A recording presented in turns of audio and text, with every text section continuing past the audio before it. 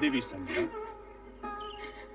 मैं वशिष्ठ ऋषि हूँ। सृष्टिकर्ता ब्रह्मा जी ने मुझे तुम्हारे पास तुम्हारे क्रोध शोभ शमन के निमित्त भेजा। जब मेरे इष्ट देव शिव शंकर जी मुझसे कुपित हो गए हैं, तो मेरे इस जीवन का अर्थ ही क्या है? क्रोध शोभ शमन के उपरांत भी मेरे होने का क्या प्रयोजन?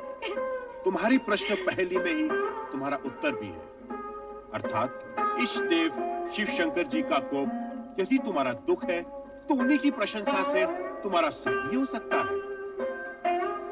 उनके कोप को शांत करने के लिए मुझे क्या करना होगा?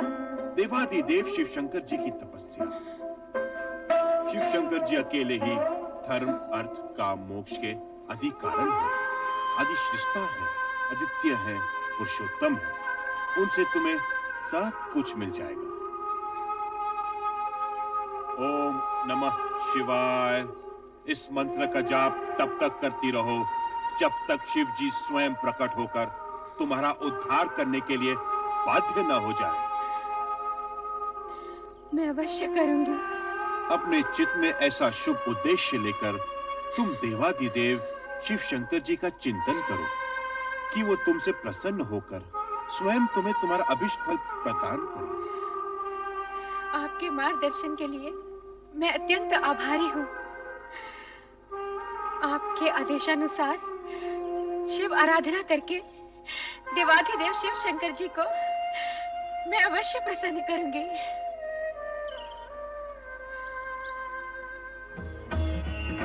ओम नमः शिवाय।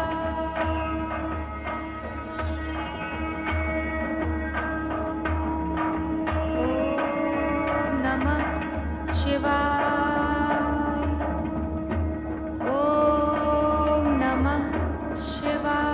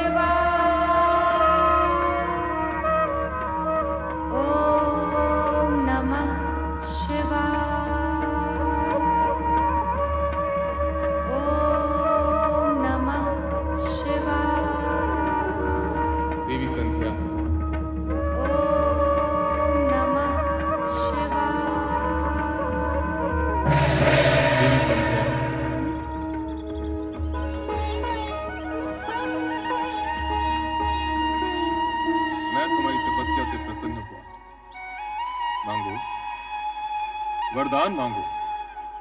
महेश्वर, यदि आप मुझे प्रसन्नता पूर्वक वर देने के इच्छुक हैं और मैं उसे पाने के योग्य हूँ, तो मुझे 2 वर दीजिए।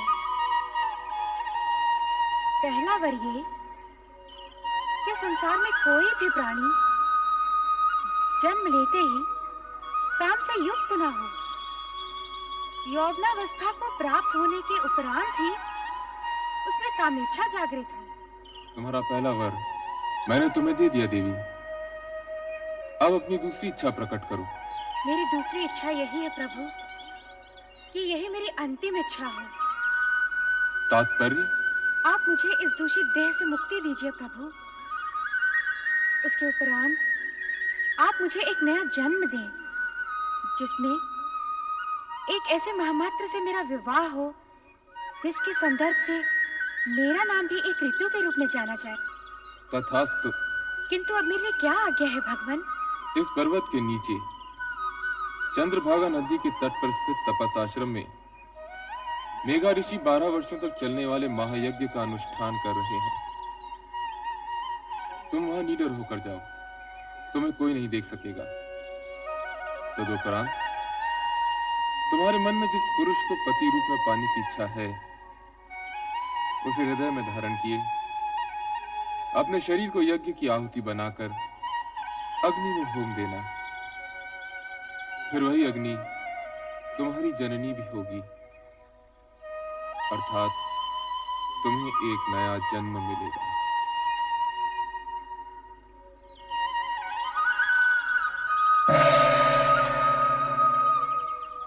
मेघा ऋषि, ओम आदित्याय नमः। ओम आदित्याय नमः। ओम आदित्याय नमः। ओम आदित्याय नमः। ओम आदित्याय नमः। ओम सदाशिव का आशीर्वाद प्राप्त कर उन्हीं के बताए मार्ग पर चलती देवी संध्या मेघा ऋषि के आश्रम पहुंच गईं, जहां महायज्ञ चल रहा था। सभी के लिए अस्तित्वहीन अदृश्य संध्या ओम नमः शिवाय का जाप करते हुए यज्ञाग्नि की ओर बढ़ती गई और अंततः उसी में समा गई। तत्पश्चात यज्ञ की अग्नि से उभरा लाल प्रकाश देखते ही देखते पूरी तरह 2 भागों में फैल जाता है।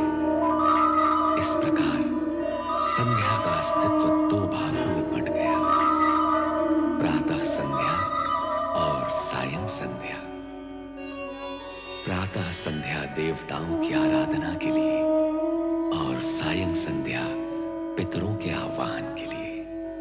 2 क्षितिजों में फैली संध्या के दृश्य पर ओम नमः शिवाय के स्वर गूंजते हैं।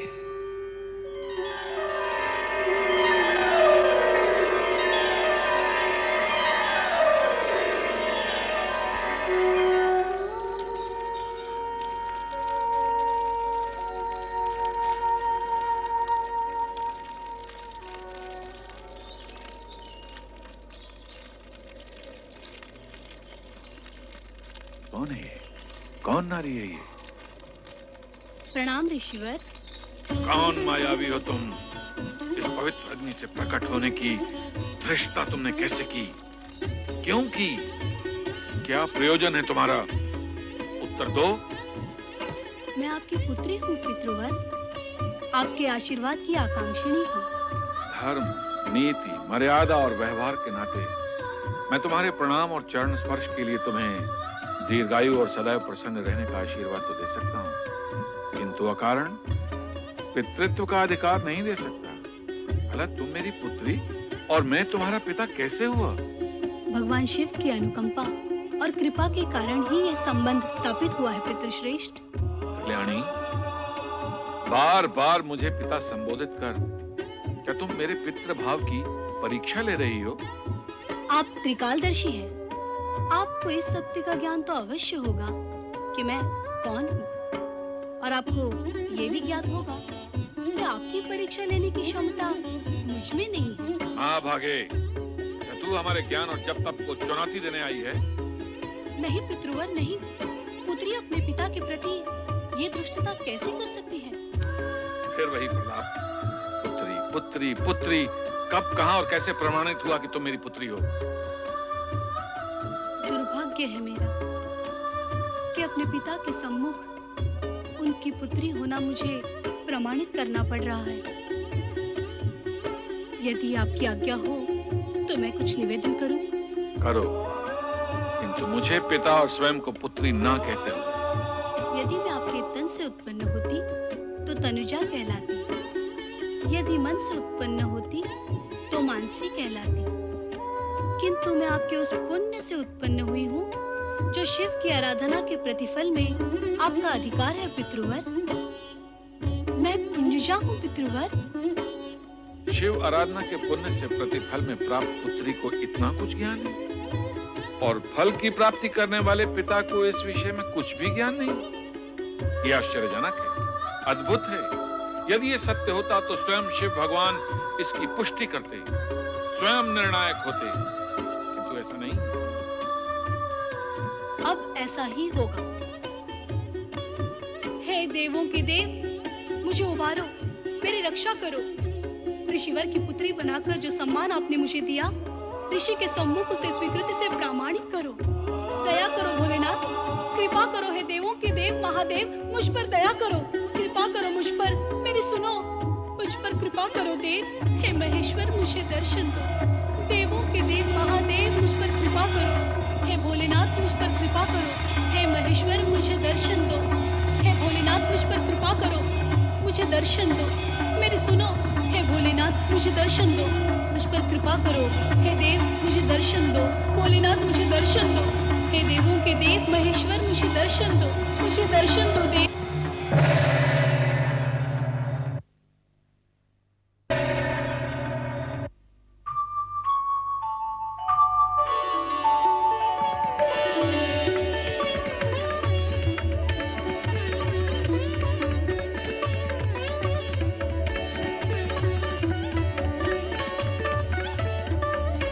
मेघ ऋषि, मेरा प्रकट होना पर्याप्त है अथवा भी आपको प्रमाण की आवश्यकता है? आपके प्रकट होने से ही सत्य प्रकट हो गया भोले भंडारी। तो फिर अपनी पुत्री का नामकरण कीजिए, उसे आशीर्वाद दीजिए। प्रभु, मैं आपकी आधी आज्ञा का ही पालन कर पाऊंगा। इसका नामकरण करके आशीर्वाद देने का कार्य तो स्वयं आप ही करेंगे। सूर्य की आभा है इसके मुख, अर्थात अरुण जैसी धरती से इसका मुखमंडल दीप्त है। इसलिए मैं इसका नाम अरुणधति निश्चित करता हूं। भगवान शिव शंकर की जय, देवी अरुणधति की जय, भगवान शिव शंकर की जय, देवी अरुणधति की जय। मेघ ऋषि, आपको देवी अरुंधति जैसी पुत्री प्राप्त हुई, इस सौभाग्य के लिए बधाई। अब इसका विवाह सप्त ऋषियों में विशिष्ट ऋषि वशिष्ठ के साथ कर इसके नाम को अमरता प्रदान करें। जो भगवान शिव शंकर की जय, भगवान शिव शंकर की जय, भगवान शिव शंकर की जय। कितना शुभ दिन है आज। वशिष्ठ मुनि के साथ देवी अरुंधति का विवाह हो रहा है। शुभ ही शुभ है ऋषिवर, किंतु ये समझ में नहीं आता कि शिव शंकर ने सप्त ऋषियों में से जानते हुए भी इस वर का चुनाव क्यों किया? ऋषि विश्वामित्र भी तो कम ज्ञानी ध्यानी नहीं थे। उनका तप तो देवताओं की ईर्ष्या का कारण है। हाँ, ये विचार तो मैंने भी किया था, किंतु उत्तर कौन दे? इसका उत्तर मैं दूंगा। भगवान शिव के निर्णय में शंका का प्रश्न ही नहीं उठता। संपूर्ण जगत में समता, ममता और मित्र भाव के रखने के कारण विश्वामित्र उच्च कोटि के तपस्वी हैं, किंतु वशिष्ठ समस्त जगत के कल्याण की कामना के लिए, अपनी विशिष्टता के लिए सर्वश्रेष्ठ है।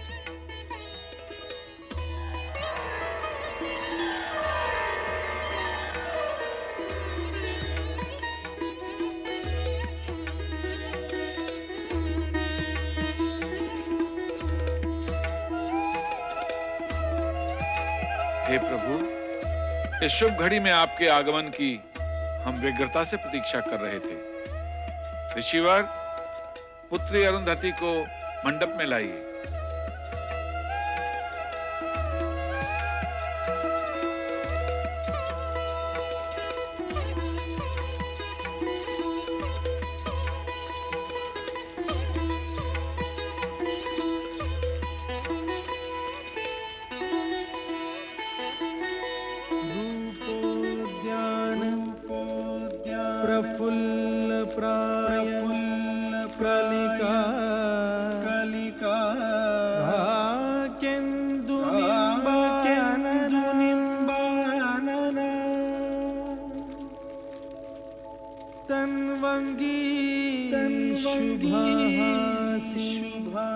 सुरसिका क्रीडा संरतिः शोभावारिधिनि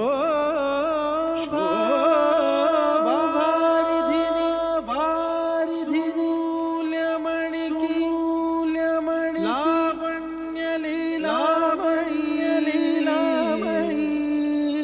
शंछाभाषिणी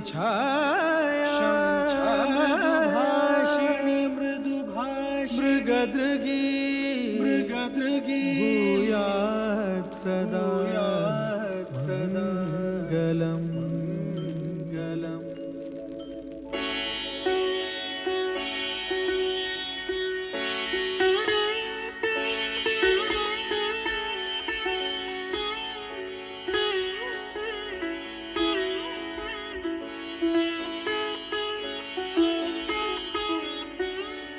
देवी अरुंधति, मेरे जीवन में आनंद की फुहार बनकर आई हो तुम, हर्ष की वर्षा बनकर आई हो तुम, और उससे भी पहले श्रद्धा और भक्ति का सगुण रूप हो तुम।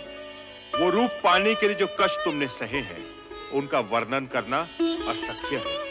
तुम महान हो, श्रद्धा की पात्र हो, मेरा तुम्हें बार बार नमन। मुझे लज्जित न करिए स्वामी। संध्या का प्रायश्चित और अरुंधति का ये रूप आप ही के कारण संभव हुआ है। यदि आप मुझे शिव भक्ति की महिमा न सुनाते, देवादिदेव शिव शंकर को मनाने का मंत्र न देते, तो आज हम दोनों का इस रूप में मिलन न होता। स्वामी, इस प्रकार जो भी हुआ है, उसका संपूर्ण श्रेय आप ही को जाता है। इसका संपूर्ण श्रेय देवादिदेव शिव शंकर जी को जाता है, मुझे नहीं। जगत में जो कुछ हो चुका है, जो हो रहा है और जो होने वाला है, वो सब कुछ देवादिदेव की इच्छा के अनुसार ही होता है। सर्व कर्मों के कर्ता धर्ता श्री शिव ही हैं। संसार में सुख दुख का सामना करने का एक ही महामंत्र है, जो असंभव को संभव, अप्राप्य को प्राप्य कर दिखाता है, और वो महामंत्र है ओम नमः शिवाय। ओम नमः शिवाय। ओम नमः शिवाय। ओम नमः शिवाय। ओम नमः शिवाय। ओम नमः शिवाय। ओम नमः शिवाय। ओम नमः शिवाय। ओम नमः शिवाय। ओम नमः शिवाय। ओम नमः शिवाय। ओम नमः शिवाय। ओम नमः। स्वामी, ये क्या हो गया है आपको? जब से आपने संध्या पर पुष्प बाण का प्रयोग किया है, इसी तरह खोए खोए से दिखाई दे रहे हैं। केवल ओम नमः शिवाय मंत्र का ही जाप किए जा रहे हैं। स्वामी, यदि इस तरह आप ही विरक्त रहे तो मेरा क्या होगा? मैं भयभीत हो गया हूं प्रिय। भयभीत?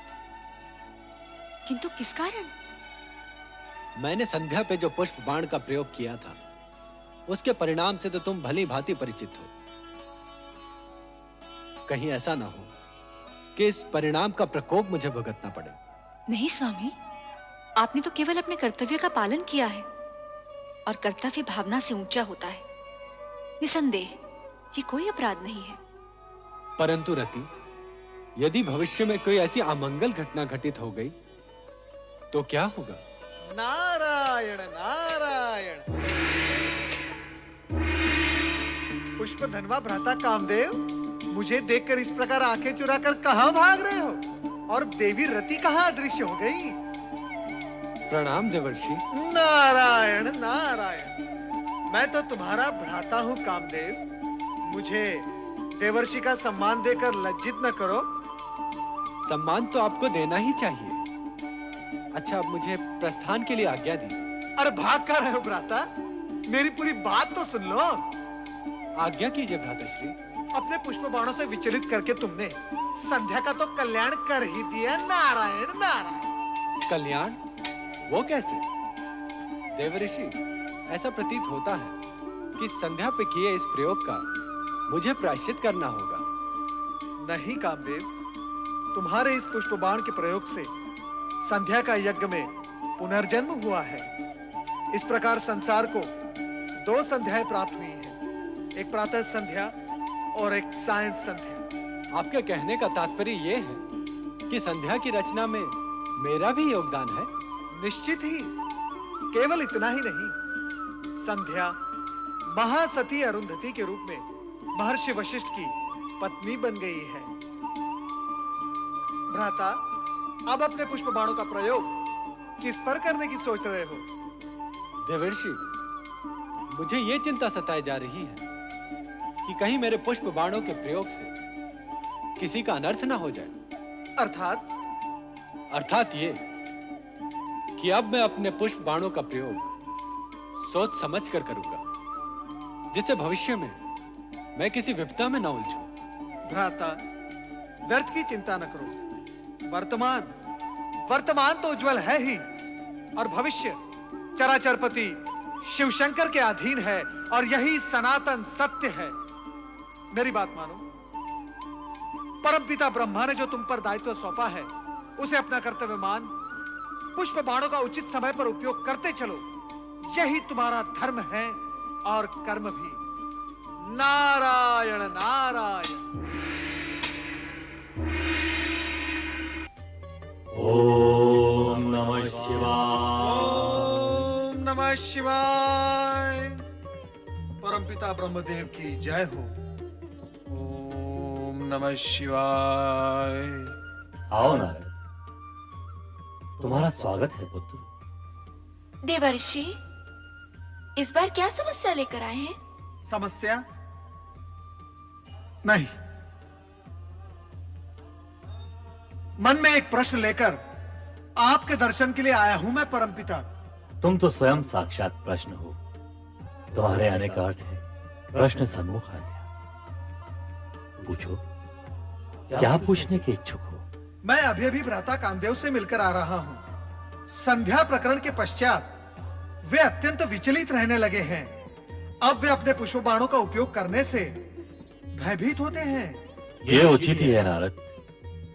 उस समय तो कामदेव किसी तरह बचकर भाग निकला, किंतु अब उसे बहुत सोच समझकर अपने पुष्प बाणों का प्रयोग करना होगा। कामदेव को विवेक से अपनी शक्ति का प्रयोग करना चाहिए। आप सत्य ही कह रही हैं देवी सरस्वती, परंतु कामदेव ने अपने पुष्प बाणों का जो प्रयोग संध्या पर किया था, वो तो शुभ ही रहा। देवी संध्या अब सती अरुंधति बन गई है और ऋषि वशिष्ठ के आश्रम की शोभा बढ़ा रही है। हाँ, सो तो है। भगवान शिव के प्रत्येक कार्य का उद्देश्य उत्तम होता है, चाहे कुछ समय के लिए वो दुखदायी ही क्यों ना दिखाई दे। देवी, मेरे पहले प्रश्न का समाधान तो हो गया, परंतु दूसरा प्रश्न क्या है, वो भी पूछ लो। आपकी पौत्री, मेरी भतीजी दक्ष पुत्री सती बेचारी अपने पिता की इच्छा के विरुद्ध शिव आराधना कर रही है। उसका क्या होगा? शिव आराधना का परिणाम तो कल्याणकारी ही होता है। इस विषय में कभी कोई शंका मन में मत लाओ नारद। परंतु आप भ्राता दक्ष को समझाते क्यों नहीं कि सती की शिव भक्ति का विरोध करना छोड़ दे? ये असंभव है नारद। दक्ष अपना स्वभाव कभी नहीं छोड़ेंगे। अर्थात सती को अपने तप के बल पर ही पिता के विरोध का सामना करते हुए अपना अभीष्ट प्राप्त करना होगा। हाँ नारद, जो हो रहा है शिव की इच्छा से हो रहा है। तुम इस विषय में चिंता करना और प्रश्न उठाना छोड़ दो। ओम नमः शिवाय। नमः शिवाय। ओम नमः शिवाय। सर्वेश्वर भोलेनाथ, क्या मेरी आराधना में कोई त्रुटि रह गई है या आप मेरी धैर्य की परीक्षा ले रहे हैं? ये मैं नहीं जानती, किंतु स्वामी आप मुझे शीघ्र ही दर्शन दीजिए। मेरी आंखें आपके दर्शन के लिए तरस रही हैं स्वामी, तरस रही हैं। ओम नमः शिवाय। शिव शिव शिव शिव शिव शिव शिव शिव। ओम यहाँ तो किसी की परीक्षा हो रही है और किसी की परीक्षा और आराधना में विघ्न डालना उचित नहीं है नारद। चुपचाप यहाँ से निकल चलो। नमः शिवाय। नारायण नारायण। भ्राता दक्ष का महल तो सूना पड़ा है, कहाँ गए होंगे सब लोग? चलो नारद, भावज वीरणी के कक्ष की ओर, कदाचित वहां भेंट हो जाए। नारायण नारायण।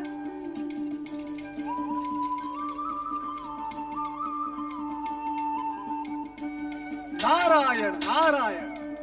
प्रणाम भावज वीरणी, अपने देवर नारद का प्रणाम स्वीकार करें।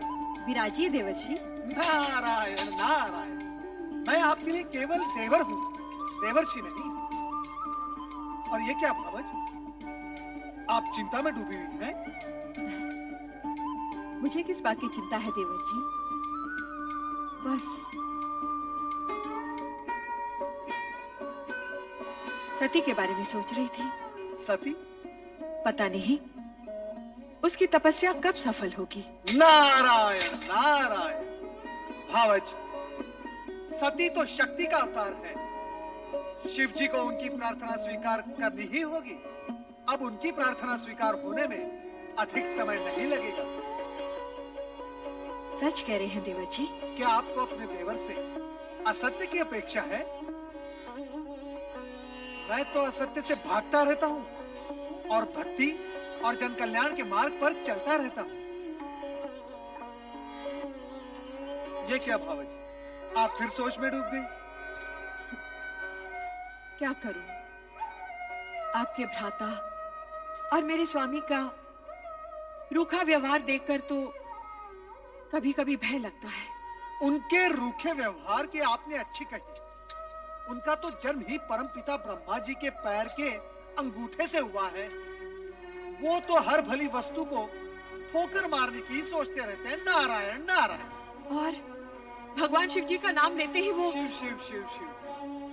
भगवान भोलेनाथ उनको सद्बुद्धि दे, इतना ही मैं कह सकता हूँ। महाराज की जय हो। लो, जिनका नाम लिया वो पधार भी गए। अब मैं चलता हूँ। ठहरिए ना देवर जी, तनिक आप ही इन्हें समझाइए। शिव शिव शिव शिव शिव। क्या ये हठी जीव समझाने से समझने वाले हैं? नारायण नारायण।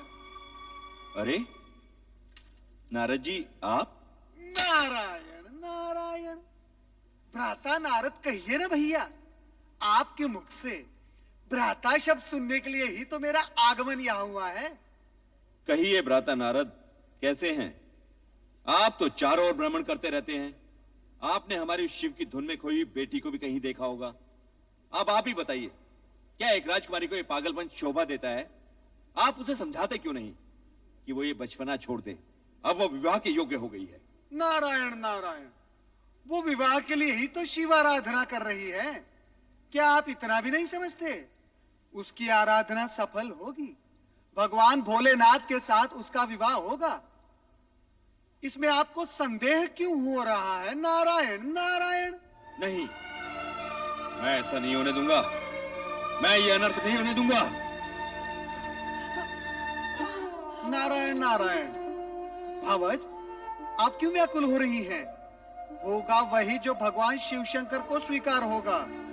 नारायण नारायण। मेरी सती का क्या होगा? क्या होगा मेरी सती का? मेरी सती का क्या होगा? मैं तुम्हें एक नहीं अनेक बार समझा चुका हूं कि सती को शिवाराधना साधना करने से रोको।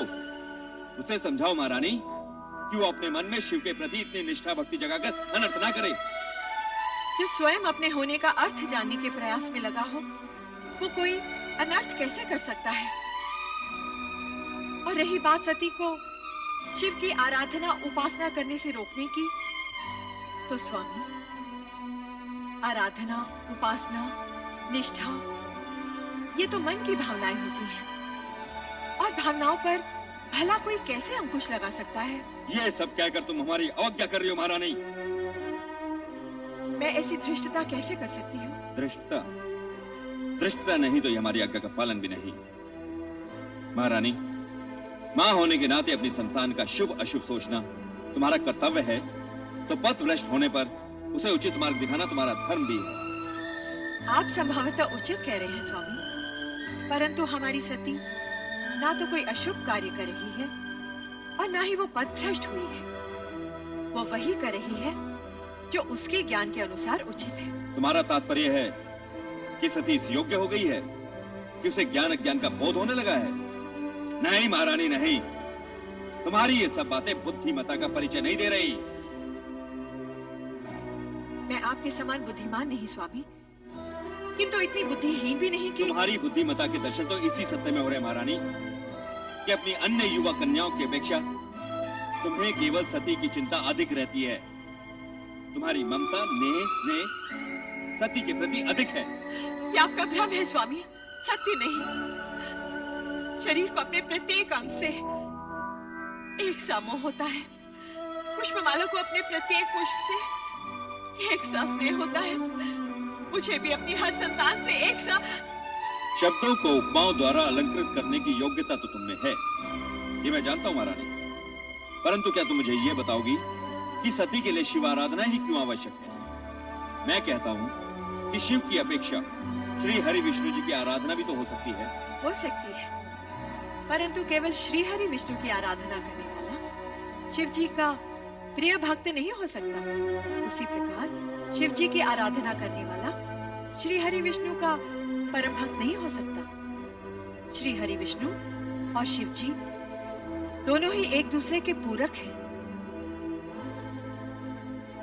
इस हेतु श्री हरि विष्णु की उपासना करने वाले पर भोलेनाथ सदा प्रसन्न रहते हैं और अजर अमर सदाशिव की उपासना करने वाला श्री हरि विष्णु की कृपा का पात्र होता है। महारानी, हमने तुमसे सती के मन में विवेक जगाने की बात कही थी और उत्तर में तुमने ज्ञान भक्ति का पूरा अध्याय सुना डाला।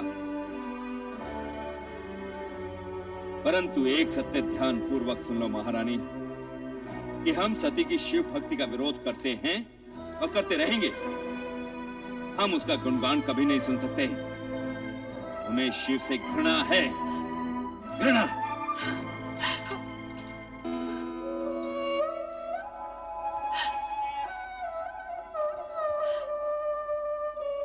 शिव से घृणा और स्नेह करना मनुष्य के वश में नहीं होता। वो भी केवल शिव की इच्छा पर ही निर्भर होता है। ओम नमः शिवाय, ओम नमः शिवाय।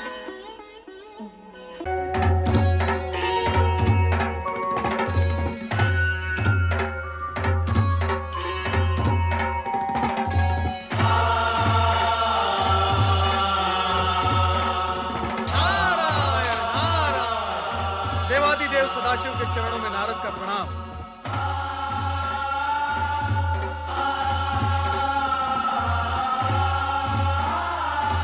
आपकी साधना में व्यवधान डालना मेरे लिए उचित नहीं, किंतु विषय की गंभीरता और महत्व को देखते हुए मुझे दृष्टता करनी ही पड़ी।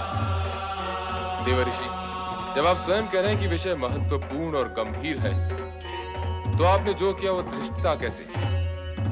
अपने आने का मंतव्य बताइए।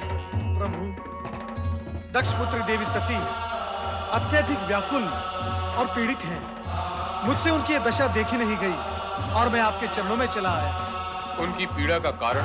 नारायण नारायण, ये सर्वविदित है कि आप ही नटराज हैं, किंतु हे महेश्वर, नाट्य विद्या के प्रदर्शन के लिए ये समय उचित नहीं है।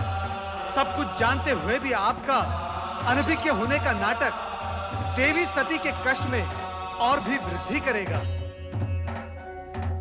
आप तत्काल ये बताने की कृपा करें कि देवी सती और आपके विवाह के बीच भ्राता दक्ष का विरोध रूपी विघ्न जो आ रहा है, उसे विफल कैसे किया जाए?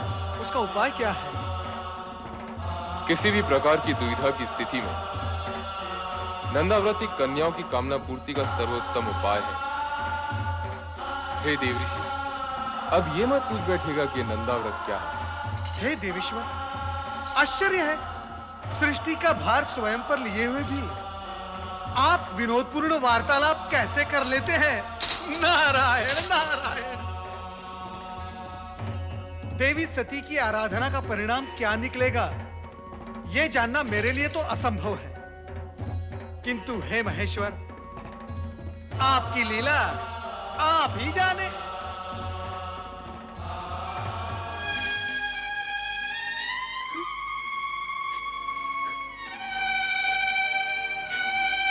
मेरी श्रद्धा, भक्ति, प्रेम, पूजन में न जाने कहां और क्या कमी रह गई है, जो मेरे आराध्य तक मेरा स्वर नहीं पहुंच रहा। वह इस पीड़ा को नहीं समझ पा रहा, जो अपने आराध्य से अलग होते हुए होती है। सती, धैर्य रखो सती। तुम्हारी प्रेम में तपस्या निरर्थक नहीं जाएगी। तुम्हारे स्वामी आएंगे, अवश्य आएंगे। ये सत्य कहती है पुत्री। तुम्हारे मन कामेश्वर अवश्य आएंगे, किंतु तभी जिस पल विधाता ने उनका आना निश्चित किया होगा। तो फिर मिलन की उस पल की प्रतीक्षा में मैं तब तक यहाँ बैठी रहूंगी जब तक मेरे स्वामी आकर मुझे स्वीकार न कर ले। पुत्री, ये बालोचित हट तुम्हें शोभा नहीं देती। चलो घर चलें। माते, आप तो स्वयं स्त्री हैं, किसी की पत्नी भी है।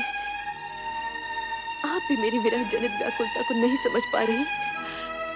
समझती हूँ पुत्री, किंतु तेरे पिता का क्रोध मुझे भयभीत कर रहा है। किसी अमंगल की कल्पना मुझे आतंकित कर रही है। ये हट उचित नहीं पुत्री, घर चल। नहीं माते। नारायण नारायण। प्रणाम देवर्षि।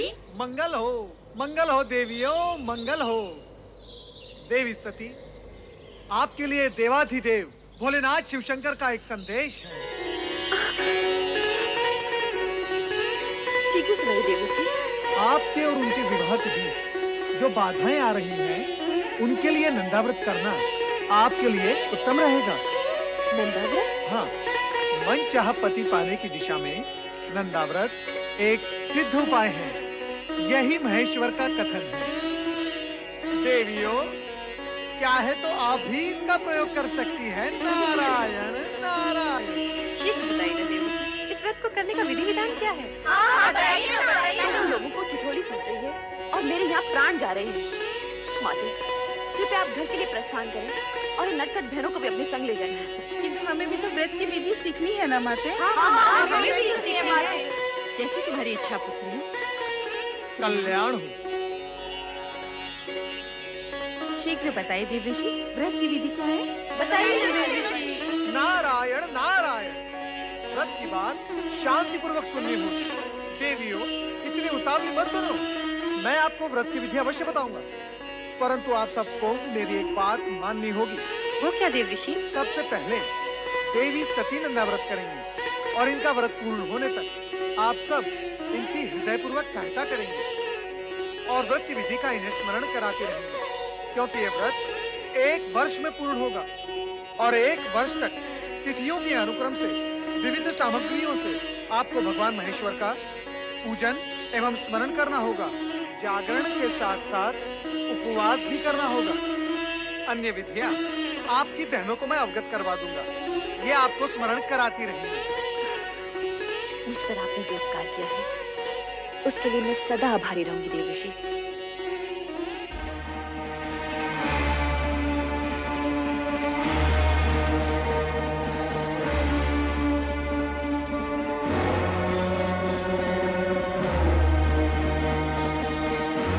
सुलेखा, सुलेखा, जी महाराज।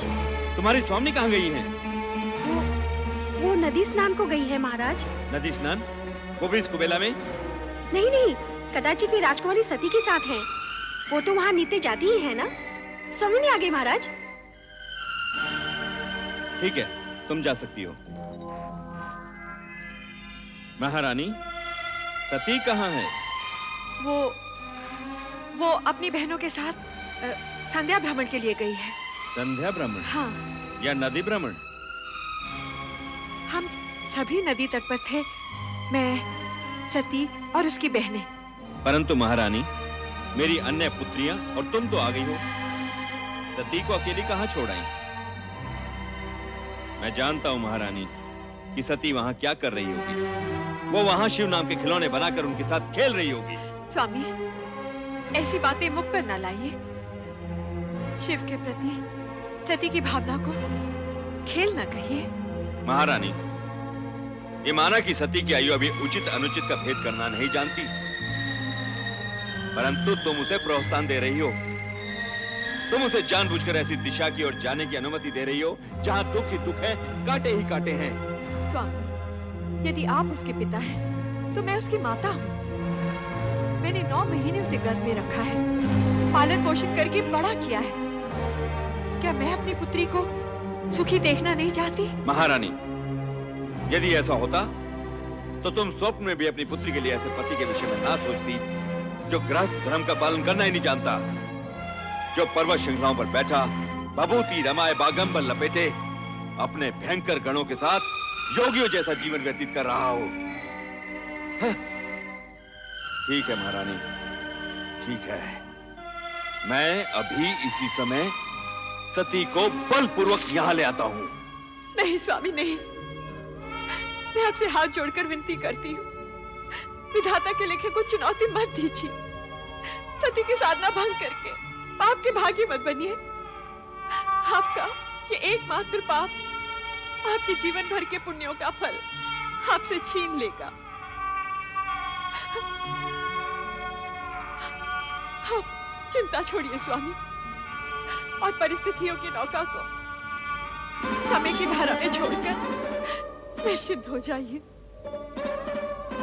और सती को उसकी आराधना करने दीजिए। स्वामी, सती को उसकी आराधना करने दीजिए।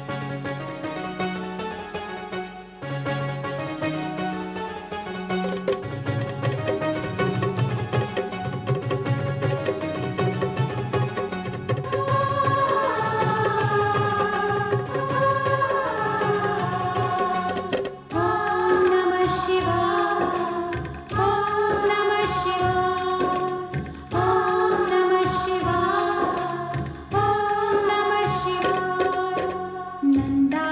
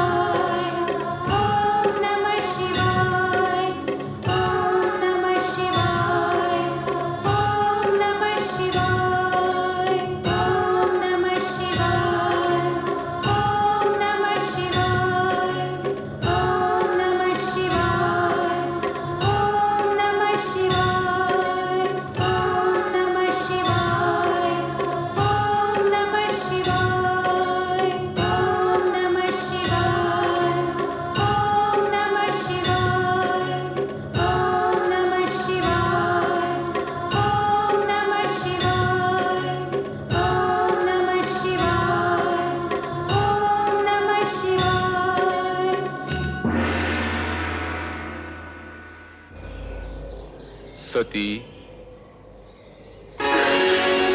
प्रभु आप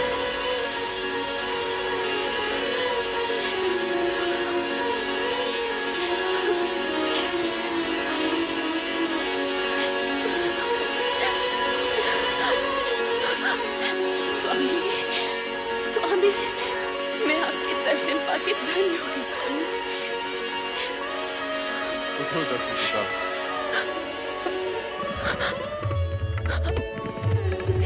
समर्पण एवं निष्ठा भाव से किए गए तुम्हारे व्रत से हम प्रसन्न हुए। कहो दक्ष नंदिनी, किस प्रयोजन से तुमने इस कठोर व्रत का पालन किया? कहो अपनी मनोकामना। तुम अभीष्ट वर की अधिकारिणी हो। मुझे अभीष्ट वर प्राप्त होगा ना भगवान? अवश्य होगा।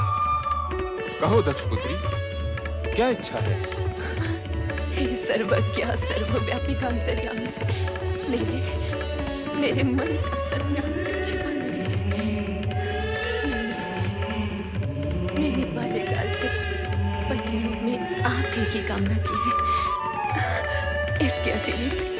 इसके अतिरिक्त और कुछ भी इच्छित नहीं है भगवान। तथास्तु। सती, तुम्हारा और हमारा अभीष्ट भिन्न नहीं है। तुम्हारा अर्धांगिनी रूप ही जगत के लिए कल्याणकारी होगा। मैं धन्य हो गई प्रभु, मैं धन्य हो गई। मेरे अभीष्ट और अपने वरदान की पूर्ति के लिए प्रभु, आप शीघ्र ही मेरे पिताश्री से इस संबंध को निश्चित कर विवाह का आयोजन करें। ऐसा ही होगा प्रिय।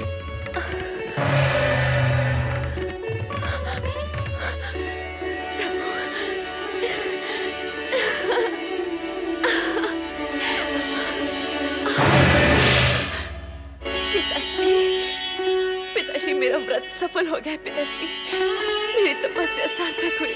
सती, अपनी चेतना में लौटाओ।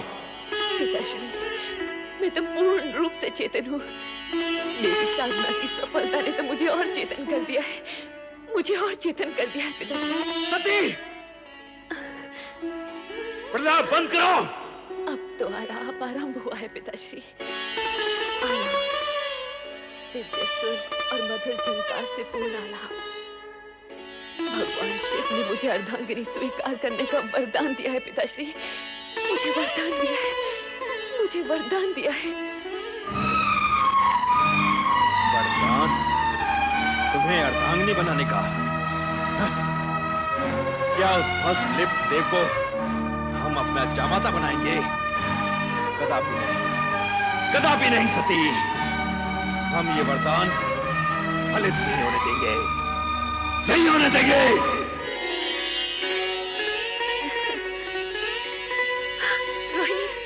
सती, तुम कुछ कहो न कहो।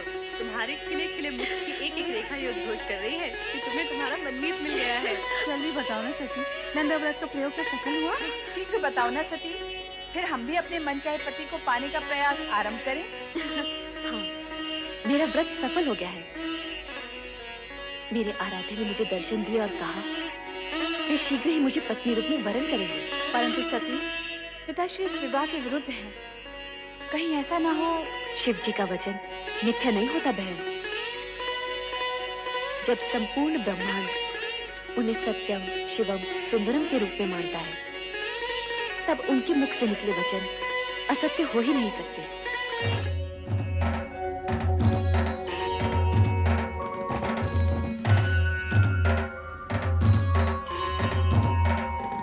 सत्य और सुंदर स्वरूप भोलेनाथ, श्री शिव शंकर के चरणों में ब्रह्मा का प्रणाम। कैलाश में आपका स्वागत है ब्रह्मा जी। आपके लिए एक शुभ समाचार है।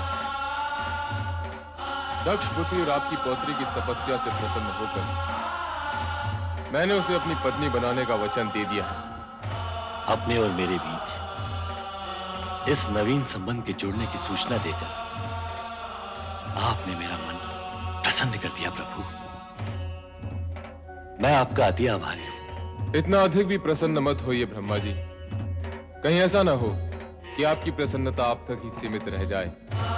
आपके कहने का तात्पर्य क्या है सदाशिव? आपके पुत्र दक्ष प्रजापति का मन मुझसे विमुख है।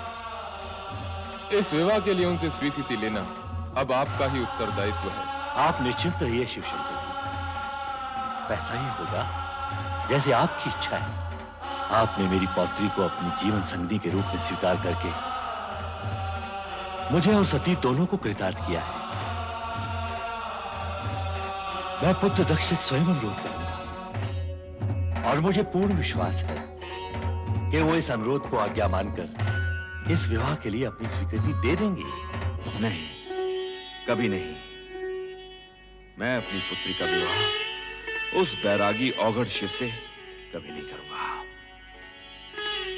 समस्त ब्रह्मांड की कोई भी शक्ति मुझे ये कार्य करने के लिए बाध्य नहीं कर सकती, कदापि बाध्य नहीं कर सकती, कदापि नहीं। पुत्र दक्ष, हाँ? पिताश्री, प्रणाम पिताश्री। आयुष्मान भव। समस्त ब्रह्मांड की शक्तियां जिस शक्ति को अपना आराध्य समझती हो, उन भोलेनाथ की आज्ञा का पालन तो तुम्हें करना ही होगा पुत्र। इस विवाह को तुम रोक नहीं सकते। पिताश्री, शिव प्रेम के दंश ने सती को तो बुद्धि भ्रष्ट कर ही दिया है, परंतु उसकी मां अर्थात आपकी पुत्र वधु वीरनी की भी मति हर दी है। पिताश्री, अब आप ही समझाइए इन माता पुत्री को। समझाने तो हम तुम्हें आए हैं पुत्र।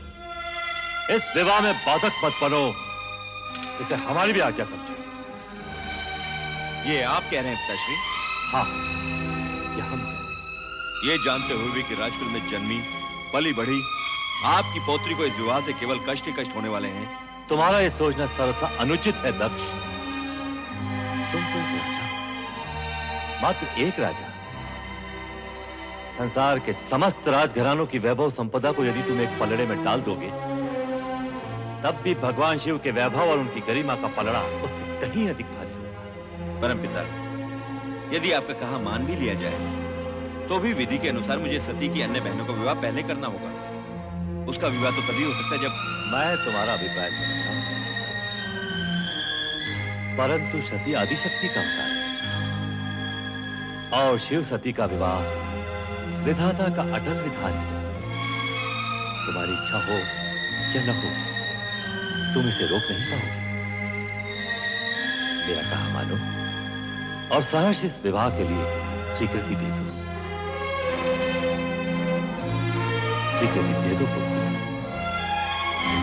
वत्स दक्ष, स्वीकृति दे दो, स्वीकृति दे दो पुत्र।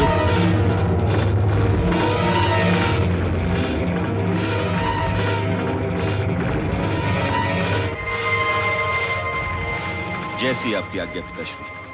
सदा सुखी रहो पुत्र। और सर्वप्रथम ये शुभ समाचार हमारी पुत्र वधु और पौत्रियों तक पहुंचा दो, जिससे उनके अशांत हृदय को शांति मिले। शांति और धैर्य ही नारी के आभूषण है। इस तरह विचलित मत हो सती, सब ठीक हो जाएगा। नहीं माते, मेरा मन अत्यंत व्यथित है। मेरी व्यग्रता चिंता बनकर मेरे मन को खाए जा रही। अरे सती, यूं मुंह लटकाए क्यों खड़े हो? नाचो गाओ, मोद बनाओ। पिताश्री ने तुम्हारी मन की इच्छा को स्वीकृति दे दी है और भगवान शंकर ने तुम्हारे विवाह की घोषणा भी कर दी है। हाँ।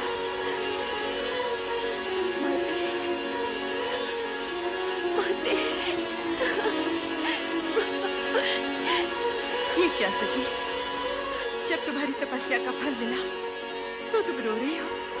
माते, ये मात्र मेरी तपस्या का नहीं, आपकी ममता और आपके प्रेम का भी फल है। यदि आप पिताश्री को अपने तर्कों से निरस्त न करती तो ये क्षण आने में न जाने कितने युग बीत जाते और आपकी पुत्री भोलेनाथ को पाने के लिए सदा सदा के लिए असमर्थ हो जाती। माते,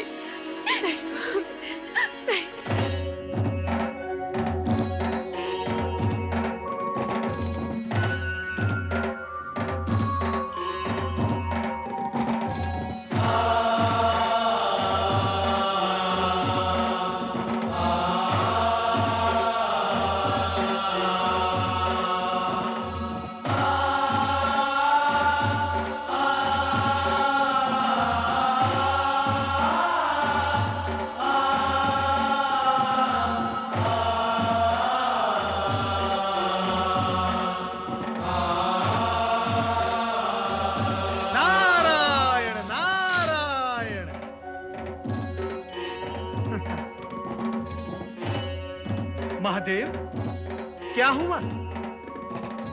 ये गौर वर्ण पर शॉर्ट सी किशोरियों जैसी लालिमा कहां से आ गई? महेश्वर, कहीं आपने अपने अंतर्मन में देवी सती को तो नहीं छुपा रखा? नारायण नारायण।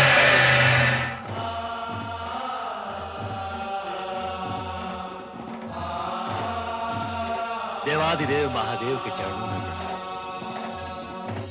शिव शंभु, उस दिन आपने मुझे एक शुभ समाचार दिया था। आज मैं आपको एक समाचार दे रहा हूं। मेरे पुत्र दक्ष प्रजापति ने आपके साथ अपनी पुत्री का विवाह स्वीकार कर लिया है। भगवान शिव शंकर की जय, देवी सती की जय, भगवान शिव शंकर की जय, देवी सती की जय। पुत्र नारद, अब मैं उत्तरदायित्व तुम्हें सौंपता हूं। ये सभी देवताओं को शिव सती विवाह में पधारने का आमंत्रण देता हूं। अवश्य, अवश्य परमपिता, अवश्य। मैं ये मंगल कार्य शीघ्र ही पूर्ण करूंगा। नारायण नारायण नारायण नारायण नारायण।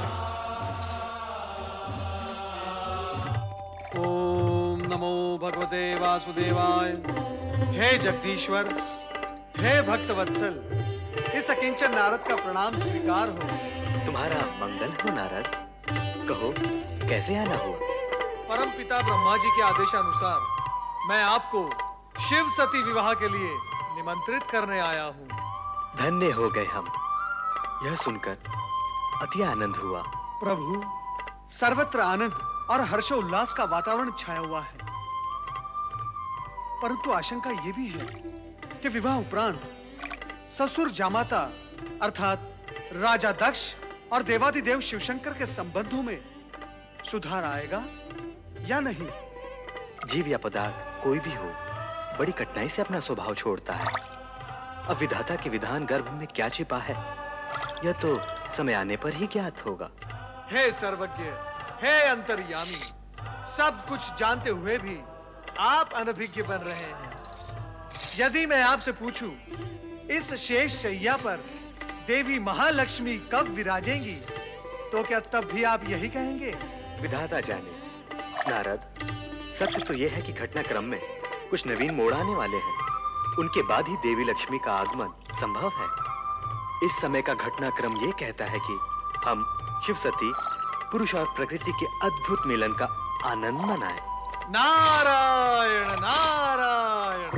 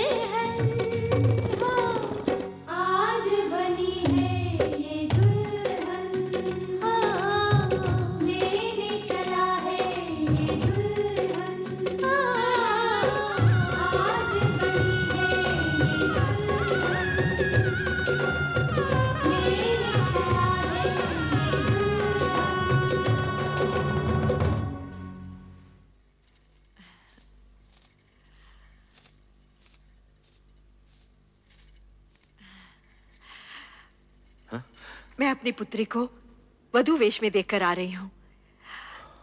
कितनी सुंदर लग रही है वो। उसके मुख की शोभा तो देखते ही बनती है। हे प्रभु, मेरी पुत्री का मंगल करना, उसे परम सुख और सौभाग्य देना। ये क्या, आपकी पुत्री का विवाह है और आप प्रसन्न नहीं? नहीं, कदापि नहीं, क्योंकि जो कुछ हो रहा है वो तुम्हारी और पिताश्री की इच्छा से हो रहा है। और मैं जानता हूं कि सती के मुख पर आज जो आभा है वो कल धूमिल पड़ी जाने वाली है। हमारी पुत्री को इस विवाह से केवल दुख और निराशा ही मिलने वाली है। ऐसे अशुभ वचन न बोलिए स्वामी। प्रभु से प्रार्थना कीजिए, हमारी पुत्री सदा सुखी और सौभाग्यवती रहे, उसका जीवन मंगलमय हो।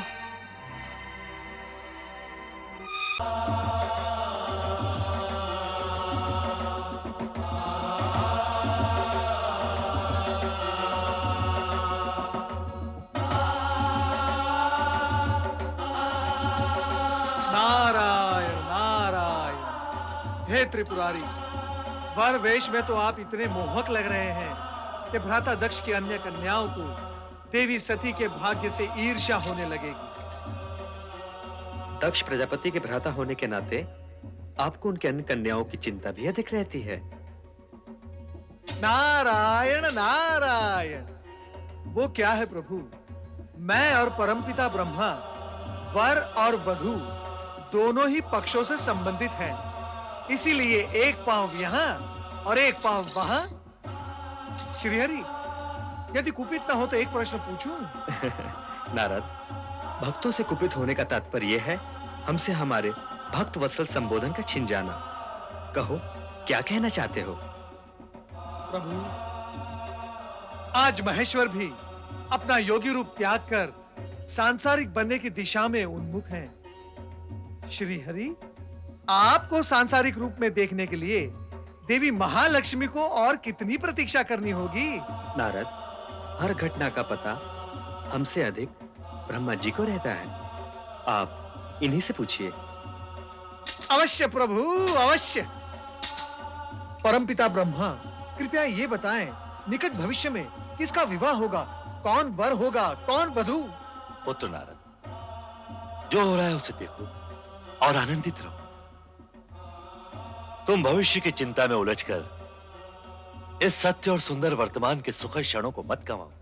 किंतु पिताश्री। पुत्र, भावी घटना के विषय में किसी को बताना विधि के विधान के विरुद्ध है। उचित है पिताश्री। नारद, कदाचित आपको यह ज्ञात नहीं कि किसी के विवाह पर किसी अन्य विवाह की चर्चा करना नीति के विरुद्ध है। श्री हरि, इस अज्ञानी को क्षमा करें। नारायण नारायण। पुत्र नारद, बारात से पहले हमारा दक्ष महल पहुंचना आवश्यक है। जामाता के नाते आज हमें शिव शंकर का स्वागत करने का पुण्य अवसर भी प्राप्त हो। जो आपकी आज्ञा पिताश्री।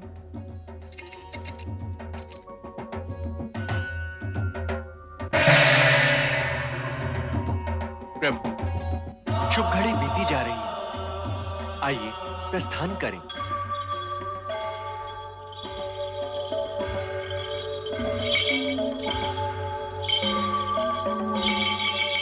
जय शिव शंभू।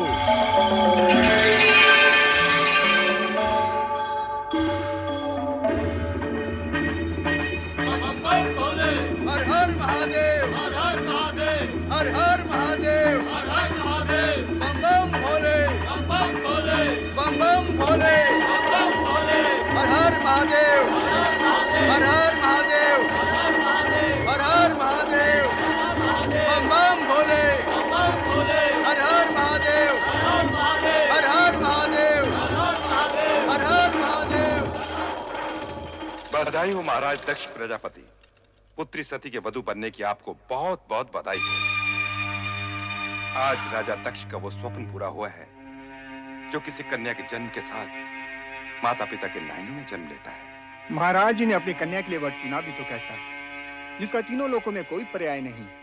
अति सुंदर, मनहर, निर्मल, निश्चल, भोले शंकर।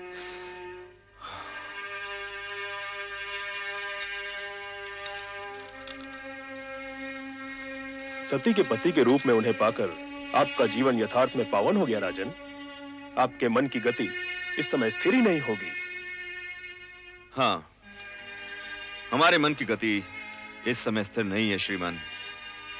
किसी को कुछ भी उसकी अपेक्षा के विपरीत यदि मिल जाए तो उसके मन की गति स्थिर रह भी नहीं सकती। पुत्री को योग्य वर मिल जाए, उसका जीवन मन भावन पति के संग हर्षोल्लास से व्यतीत हो, हर माता पिता की यही कामना होती है राजन। नारायण नारायण। प्रणाम पिताश्री। कल्याण हो। प्रणाम भ्राता दक्ष।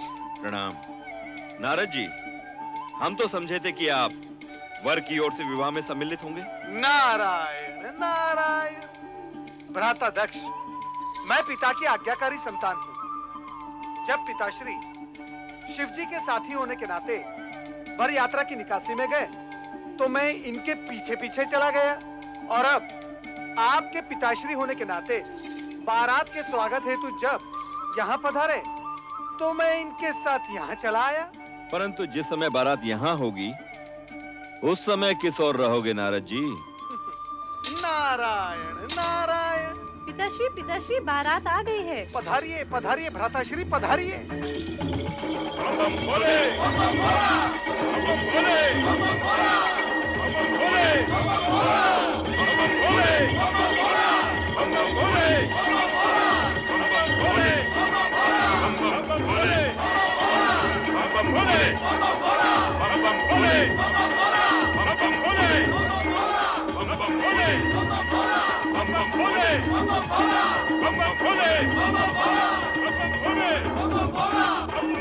क्या ये वही शिव है जो भभूत रमाए नंग धड़ंग बागंबर पर बैठा कैलाश पर योग साधता रहता है? अरे तो किसी राजकुमार जैसा प्रतीत हो रहा है। ये सब कैसे हो गया? अवगढ़ शिव और राजकुमार। नारायण नारायण। भ्राताश्री किस सोच में पड़ गए? अभी तो आपने प्रभु का वो रूप देखा ही नहीं जिसके दर्शन पाकर आप धन्य हो जाओगे। नारायण नारायण।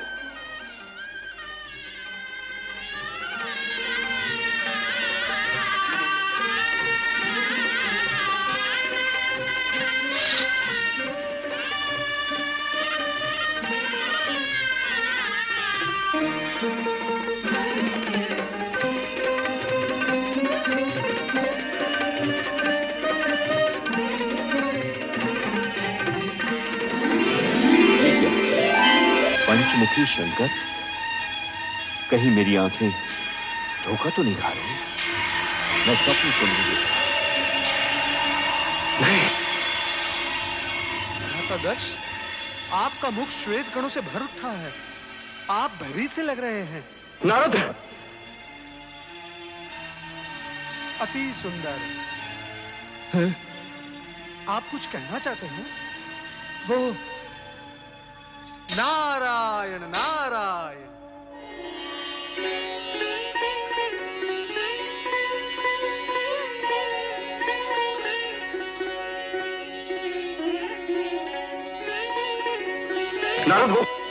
नारायण नारायण। शिव लीला के चमत्कारों से भयभीत होने की कोई आवश्यकता नहीं भ्राता दक्ष। आपके जमाता शिव ही नहीं, सत्य और सुंदर भी है, और इसी सगुण रूप में वो दर्शन देते रहेंगे।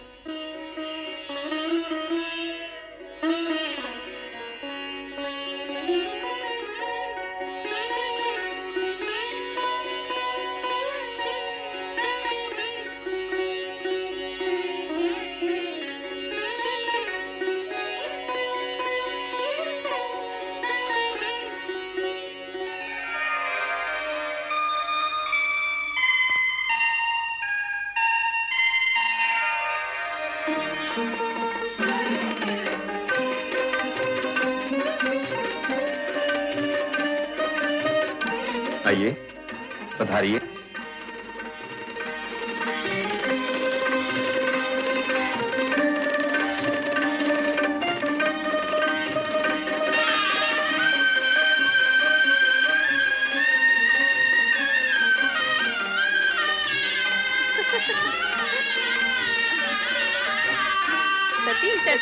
सती बारात आ गई है। बारात आ गई है। मैं अभी अभी शिव शंकर भोलेनाथ को वर के रूप में देख कर आ रही हूँ। सती, तू जब शिव शंकर का बखान करती थी तो हमें विश्वास ही नहीं होता था, परंतु आज देखा तो लगा तू कितनी सौभाग्यशालिनी है। अच्छा, पर ये तो बता, वर राजा हैं कैसे? उनके रूप स्वरूप का वर्णन शब्दों में करना अत्यंत कठिन है, पर जो देखा सो ये कि जिन्होंने हमारी भुवन मोहिनी सती का चित्त चुराया है वो कर्पूर गौरवर्णीय हैं। ऐसे विशाल सरस नेत्रों वाले हैं कि जिसमें संसार भर का प्रेम और करुणा निहित है। उनकी मंद मंद स्मित पल्लवित पुष्पों के समान सुवासित है और उनका संपूर्ण अस्तित्व हमारी प्रिय सती का वर्ण करने को आतुर है।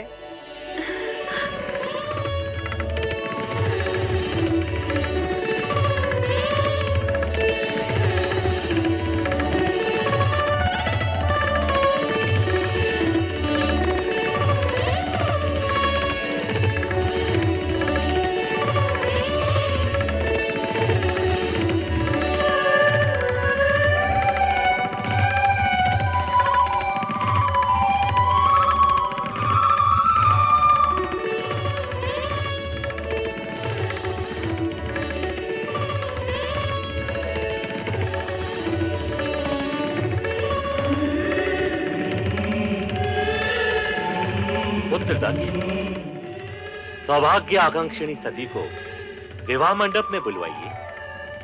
जो आज्ञा पिताश्री। महारानी,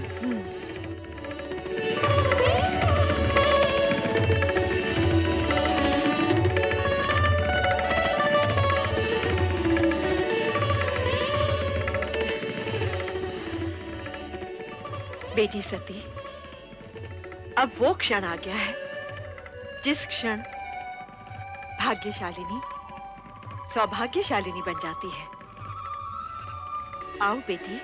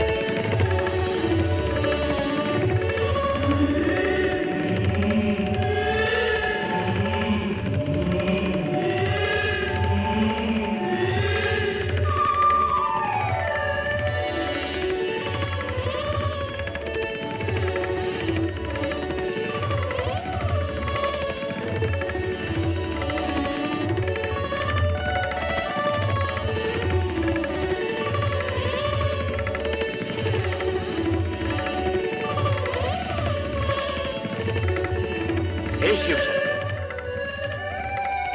अब अपने शुभ हाथों से ये सौभाग्य सिंदूर सती की मांग में भरकर इसे सौभाग्यवती बनने का दिव्य रूप भी दे दीजिए।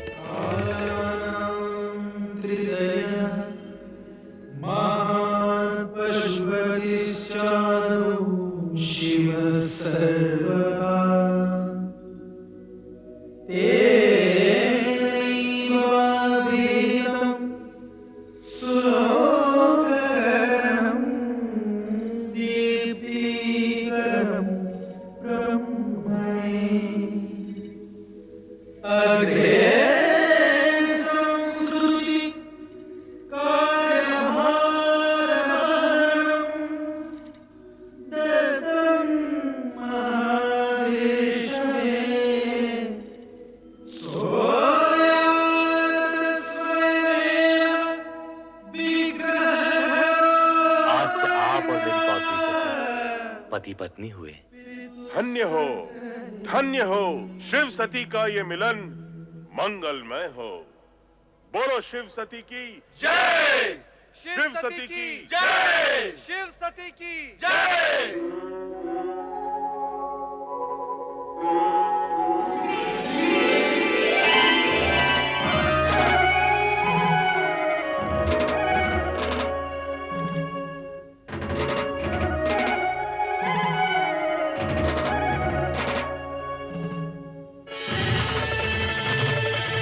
श्रीहरि, श्रीहरि, यूं टकटकी बांधे क्या देख रहे हो प्रभु?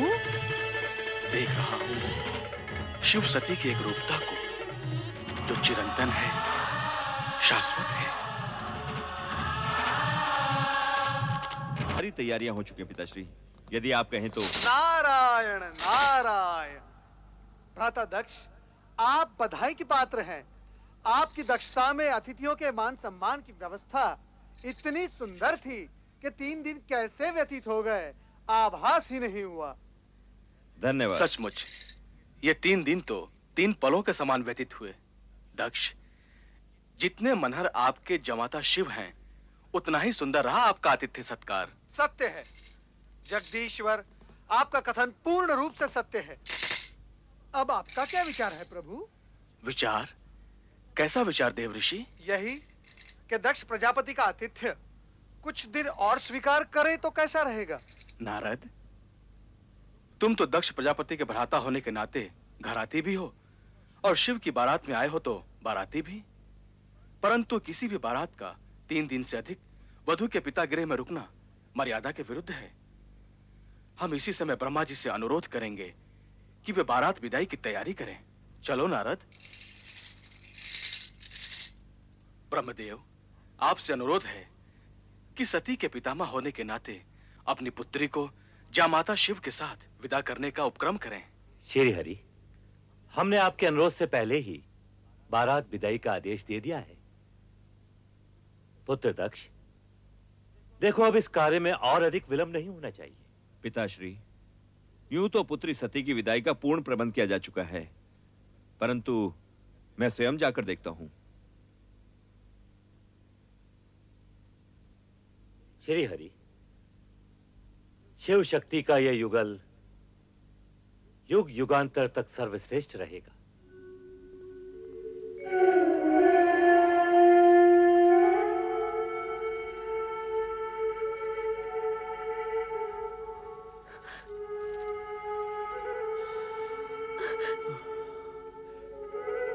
पुत्री सती, आज तुम पितृगृह से इच्छित वर पाकर विदा हो रही हो। कैलाश जाकर कैसा जीवन व्यतीत करोगी, ये सोच सोचकर मेरा मन पिता होने के नाते चिंतित रहेगा। पिताश्री, आप मेरे सुखों के विषय से कभी शंकित मत होइएगा। पति के साथ रहते हुए आपको दिखाई देने वाले कष्ट मेरे लिए सुखकारी होंगे। पुत्री, पुत्री, तुम्हारा सुख सौभाग्य ही मेरा संतोष है। अपने स्नेह की गरिमा से अपने पति के जीवन को मंगलमय कर देना। चलो पुत्री, चलो। विदाई की वेला में सभी तुम्हारी प्रतीक्षा कर रहे हैं। महाराज, आप पधारिए, मैं सती को लेकर आती हूँ। सदा सुखी रहो।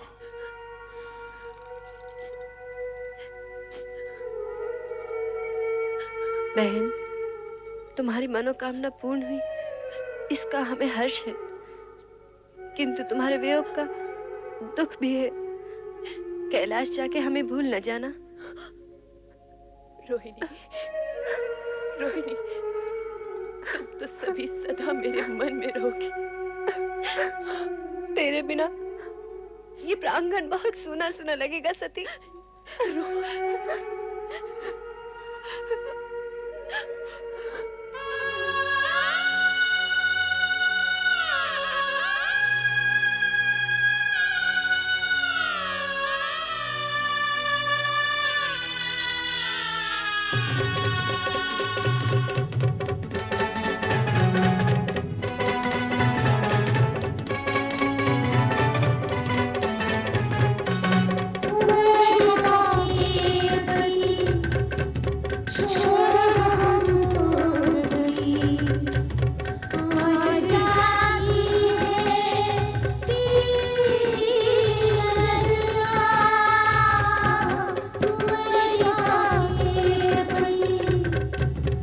सदा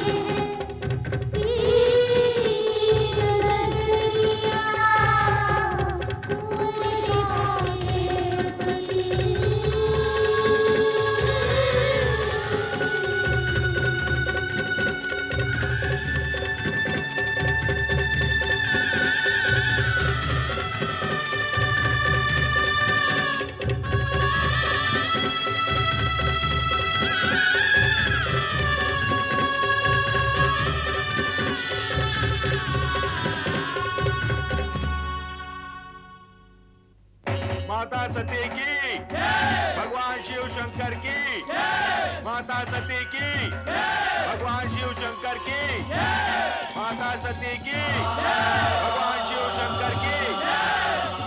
माता सती, आपका कैलाश में स्वागत है। मंगल कार्य निर्विघ्न संपन्न।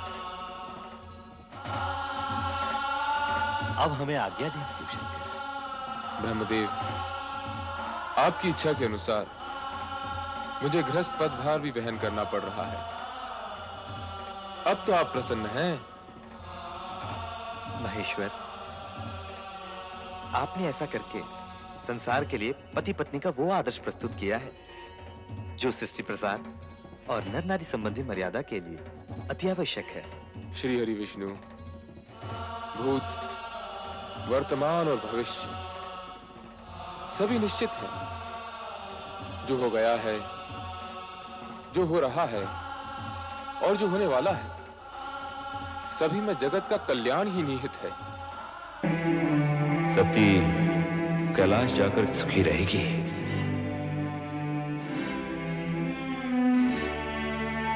कदापि नहीं। इस राजमहल का वैभव, ऐश्वर्य सीमा कहां है? प्रणाम भ्राता दक्ष। प्रणाम देवर्षि। कैसे आगमन हुआ? बस आपकी कुशल मंगल पूछने चला आया। क्या बात है भ्राता दक्ष, आप कुछ चिंतित प्रतीत हो रहे हैं। चिंतित? देवर्षि, चिंता का तो कोई कारण ही नहीं है। भ्राता दक्ष, एक पिता जो अपनी इच्छा के विरुद्ध अपनी पुत्री का हाथ किसी को सौंप देता है, उसका चिंतित होना स्वाभाविक ही है। परंतु आप निश्चिंत रहें। आपकी पुत्री सती के विवाह उपरांत हिमालय पहुंचने के बाद वहां पर चारों ओर आनंद आनंद व्याप्त हो गया। क्या बात है, आपको मेरे कथन पर विश्वास नहीं है? नहीं नहीं देवर्षि, आपकी बात पर अविश्वास का तो प्रश्न ही नहीं उठता। तो फिर आपके मुख पर ये विषाद की रेखाएं क्यों हैं?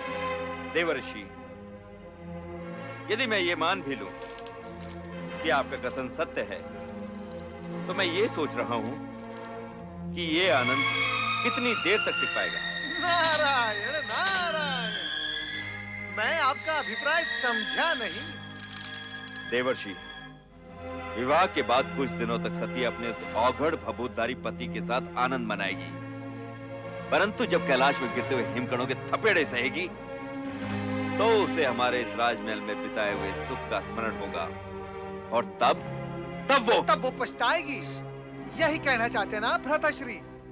ये आपका भ्रम है, ऐसा हो ही नहीं सकता, असंभव है ये। सती तो शिव की जन्म जन्म से जीवन संगीनी है।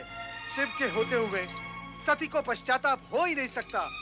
उसके जीवन में दिन प्रतिदिन सुख की वृद्धि होगी। शिव सती का साथ ही आनंद की सृष्टि करता है।